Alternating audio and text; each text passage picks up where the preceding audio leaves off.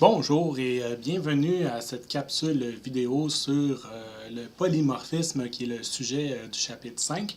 Avant de commencer, il faut bien vous assurer que vous avez bien saisi la fin du chapitre 3, soit sur l'héritage, et le chapitre 4, la section sur les pointeurs, car nous allons réutiliser ces concepts-là dans le chapitre 5. Alors, le chapitre 5, c'est l'étude du polymorphisme, qui est le troisième grand principe de la programmation orientée objet. Je vous rappelle que le premier principe qu'on a vu, c'est l'encapsulation. Le deuxième principe, c'est l'héritage. Et le troisième, le polymorphisme. Alors, le polymorphisme, c'est constitué de deux mots. Donc, poly qui veut dire plusieurs et morphe qui veut dire forme. Donc, en réalité, c'est comme si un objet pouvait prendre plusieurs formes, à l'instar de notre T-1000 ici dans Terminator 2. Donc, si on prend ici un diagramme UML avec trois classes, donc on a ici une personne représentée par la classe C-personne, on a un étudiant représenté par la classe étudiant, et on voit bien ici que la classe étudiant hérite de C-personne. Donc l'étudiant, comme c'est une personne, va hériter de tous les attributs et les méthodes de la classe C-personne.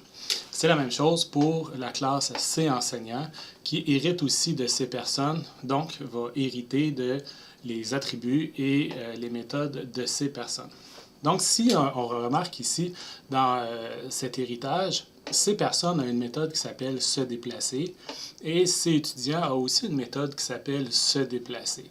Donc, si l'étudiant hérite de C-personne, C-étudiant va se retrouver avec deux méthodes se déplacer, sa propre méthode à elle, et la méthode héritée de C-personne. Donc, ça constitue ici ce qu'on appelle une redéfinition, ou en anglais, un override de la méthode se déplacer par l'étudiant.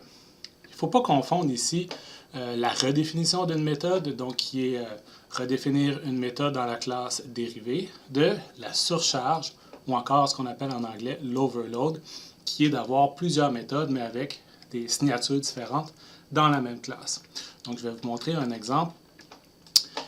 Ici, par exemple, dans la classe personne.h, on pourrait avoir la méthode se déplacer qui n'a aucun paramètre et la méthode se déplacer qui a un paramètre de vitesse. Donc ici, c'est la même méthode, mais avec une signature différente ou des paramètres différents. Donc, c'est ce qu'on appelle une surcharge et non pas une redéfinition.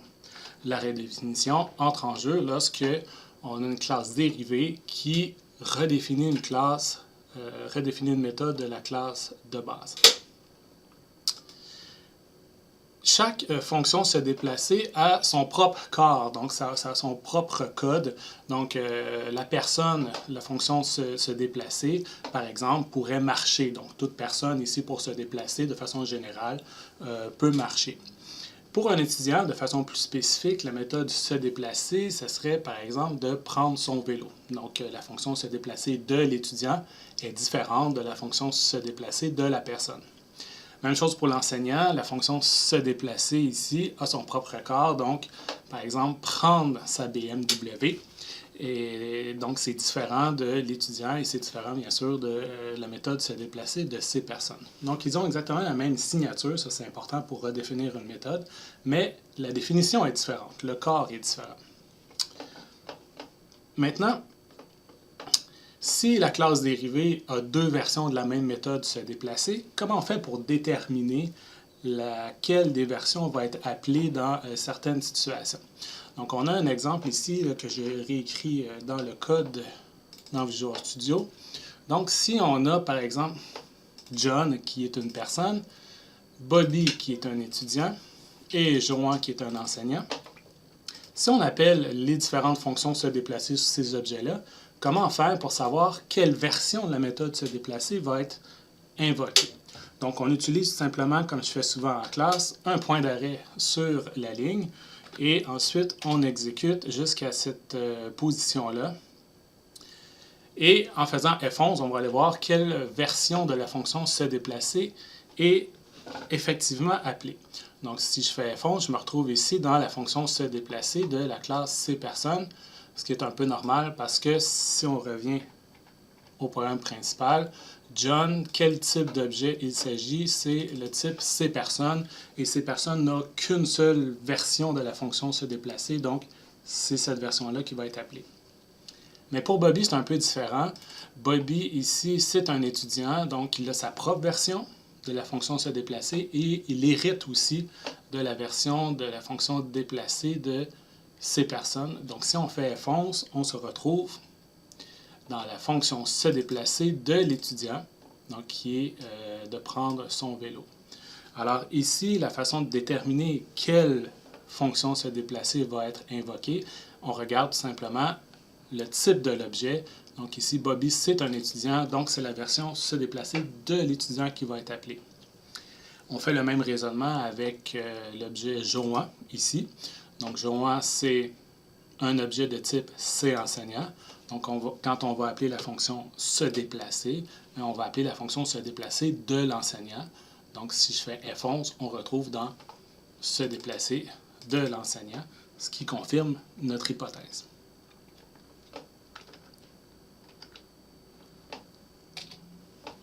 Maintenant, pour faire du polymorphisme, on a besoin d'utiliser des pointeurs ou encore des références pour arriver au polymorphisme. Et on a vu dans le chapitre 4 qu'il y a une règle avec les pointeurs qui dit que si on déclare un pointeur vers un type de données, ce pointeur doit pointer vers le même type de données. Donc, par exemple, si on a un pointeur ici de int, on doit nécessairement pointer sur un int. Et si on essaie de le faire pointer sur un char, par exemple, qui est un autre type de données, donc on va se retrouver avec une erreur de compilation qui est impossible de convertir un type de pointeur à un autre. Donc, la règle de base, c'était un pointeur d'un type doit pointer sur le même type de données. Pour faire du polymorphisme, il faut assouplir un peu cette règle-là. Donc, on va dire que si on déclare un pointeur vers un objet de la classe, ce pointeur doit pointer vers soit le même type d'objet ou soit un objet de la classe dérivée. Donc, autrement dit, si je reviens un peu en arrière, je peux très bien déclarer des pointeurs sur un type cPerson. Et ce pointeur-là ici pourra pointer sur, évidemment, des objets de type cPerson, mais aussi des objets dérivés, donc des objets cÉtudiant et des objets cEnseignant.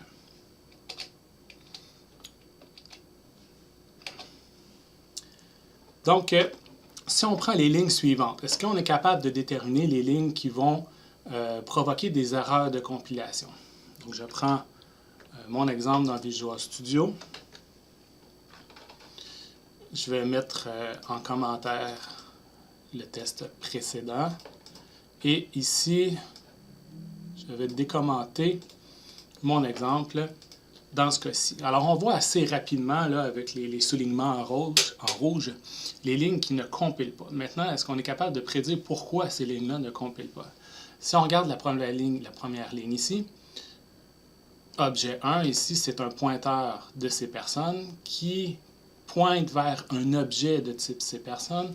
Donc, c'est normal que ça fonctionne. C'est le même type d'objet. L'objet 2 ici, qui est un pointeur de cPerson, pointe sur un étudiant.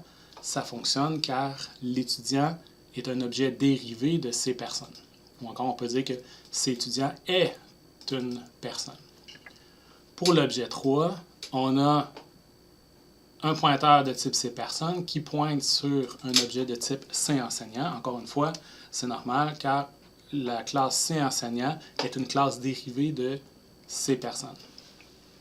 Par contre, pour l'objet 4 ici, on voit qu'on a un pointeur sur un étudiant qui tente de pointer sur une personne. Ici, ça ne compilera pas puisque la classe cPerson ne dérive pas de cÉtudiant, c'est plutôt l'inverse. C'est l'étudiant qui dérive de cPerson. Donc ça ne va pas compiler. On le met en commentaire. Pour l'objet 5, on a un pointeur d'étudiant qui pointe sur un objet étudiant. Ça fonctionne, c'est sûr. Pour l'objet 6, on a un pointeur d'étudiant qui tente de pointer sur un enseignant. Ça ne va pas compiler car, encore une fois, cEnseignant n'est pas une classe dérivée de cÉtudiant. Donc, on met en commentaire. Pour l'objet 7, on a un pointeur d'enseignant qui essaie de pointer sur une personne. ça ne va pas fonctionner non plus, car cPerson n'est pas une classe dérivée de cEnseignant. Ensuite, l'objet 8, un pointeur cEnseignant qui tente de pointer sur un cÉtudiant. Un cÉtudiant n'est pas une classe dérivée de cEnseignant. Un étudiant n'est pas un enseignant, du moins dans la façon dont on a modélisé ce système-là. Et finalement, l'objet 9, est-ce qu'un pointeur d'enseignant peut pointer sur un objet enseignant? Évidemment, c'est exactement le même type d'objet.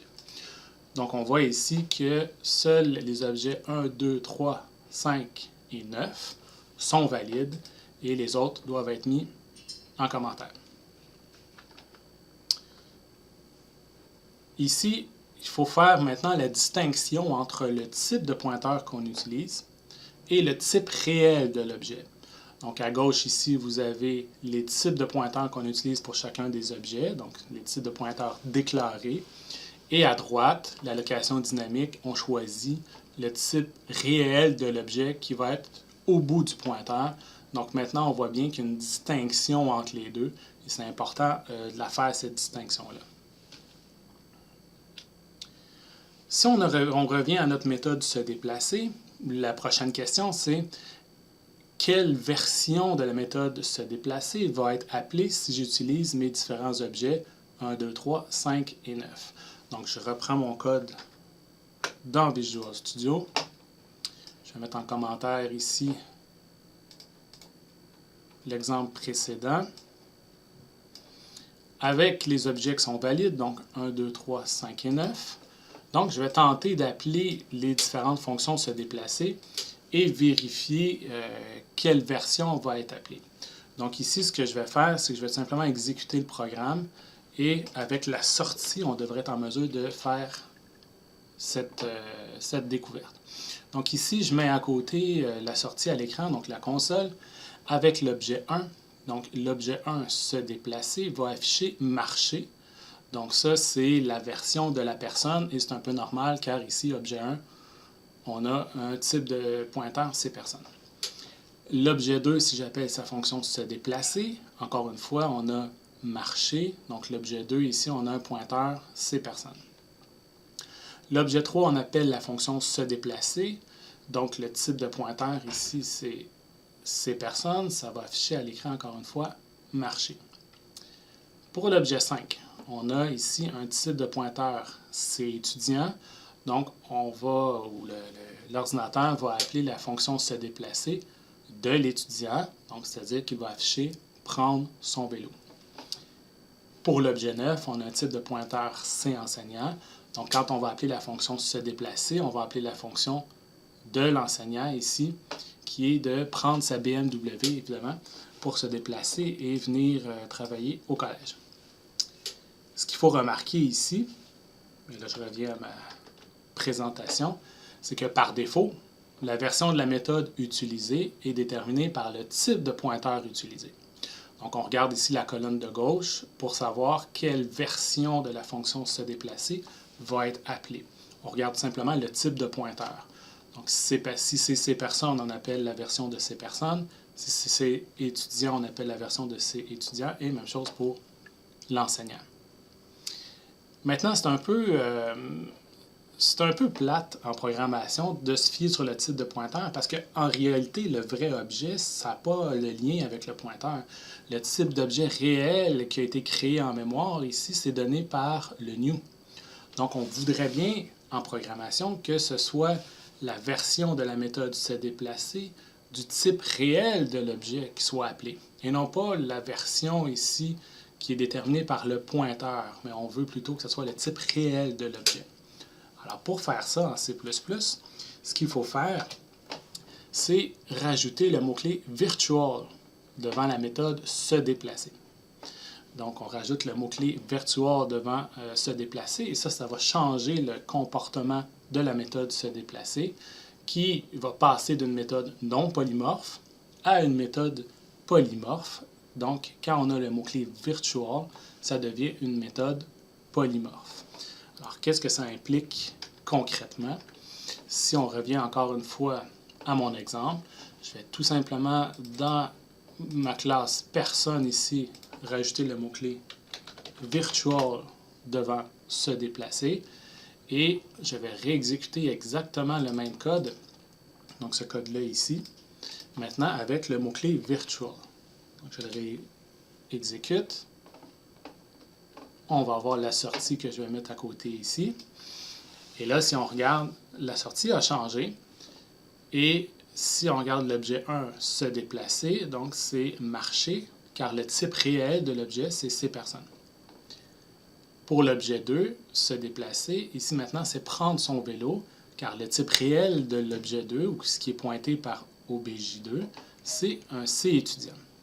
Donc maintenant, puisque c'est une fonction polymorphe et qu'on a rajouté le mot-clé virtual, l'ordinateur ne se fie plus sur le pointeur utilisé, mais sur le type réel de l'objet. Ce qui est beaucoup plus intéressant ici au niveau de notre programmation.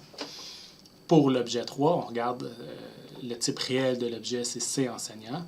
Donc, la fonction se déplacer ici, ça va être celle de l'enseignant qui va être appelée et ça va être prendre sa BMW. Pour ce qui est de l'objet 5 ici, le type de réel de l'objet, c'est C étudiant. Donc, ça va être prendre son vélo qui va être appelé. Et pour l'objet 9, C enseignant. Ici, ça c'est le type réel de l'objet. Donc, c'est la fonction se déplacer de l'enseignant qui va être appelée et ça va être inscrit prendre sa BMW. Donc, le petit mot-clé virtual que j'ai rajouté ici a absolument changé le comportement du programme. Donc, c'est plutôt ici, c'est plutôt la méthode se déplacer du type réel de l'objet qui va être appelé et non plus se fier tout simplement sur le type de pointeur. Et ça change absolument tout au niveau de la programmation. Ça nous permet de faire un code qui est beaucoup plus intéressant et beaucoup plus de haut niveau, je dirais, beaucoup plus générique. Si on regarde l'exemple suivant que j'ai reproduit en Visual Studio, donc le main ici, je mets tout ça en commentaire et je décommande tout ça. Donc c'est comme sortir le gâteau du four à la fin de la recette qui est déjà toute prête. Regardons bien dans cet exemple ici ce qui se passe. Donc, on se crée un tableau de pointeurs de personnes. Donc, un tableau ici de 100 pointeurs de personnes. Pour chaque case du tableau, on va choisir au hasard si on crée un étudiant ou un enseignant. Donc ici, le ren modulo 2 égale 0. Donc, si on a un nombre pair, on crée un enseignant. Et si on a un nombre impair, bien, on crée un enseignant. Donc, ici, le type d'objet est déterminé au hasard complètement. Donc, ce qui est intéressant, c'est que par la suite, je peux parcourir mon tableau, demander à chaque objet de se déplacer et toute la beauté du polymorphisme se retrouve dans ces trois lignes-là, car la fonction se déplacer ici va être différente selon si on est un enseignant ou un étudiant. Et le code ici n'a pas besoin de se préoccuper si on est un enseignant ou un étudiant pour déterminer la fonction à appeler. Ça se fait automatiquement grâce à la fonction polymorphe qui est se déplacer. Donc, si j'exécute ça, on choisit au hasard si on est un étudiant ou un enseignant. Et après ça, on appelle la fonction se déplacer. Donc, en fonction du type réel de l'objet qui a été choisi au hasard, soit on prend sa BMW ou soit on prend son vélo. Donc ici, le comportement de l'objet va changer en fonction de son type réel. Donc c'est là toute la beauté du polymorphisme. Et en quelques lignes ici, on est arrivé à un niveau d'abstraction supérieur, car ici, on n'a plus besoin de savoir c'est quoi le type réel de l'objet. On a tout simplement besoin de savoir que ce sont toutes des personnes et qu'on demande à tous de se déplacer. Et c'est l'objet lui-même qui va savoir comment se déplacer. Donc, puisque se déplacer est une fonction polymorphe. Donc, et ensuite, bon, il ne faut pas oublier de détruire, comme vous savez, chacun des objets pour éviter de faire une fuite de mémoire. Donc, voilà, ça fait le tour de ce que je voulais vous dire sur le polymorphisme. J'espère que vous avez apprécié et bien compris la matière. Et on va bien sûr en reparler en classe. Merci.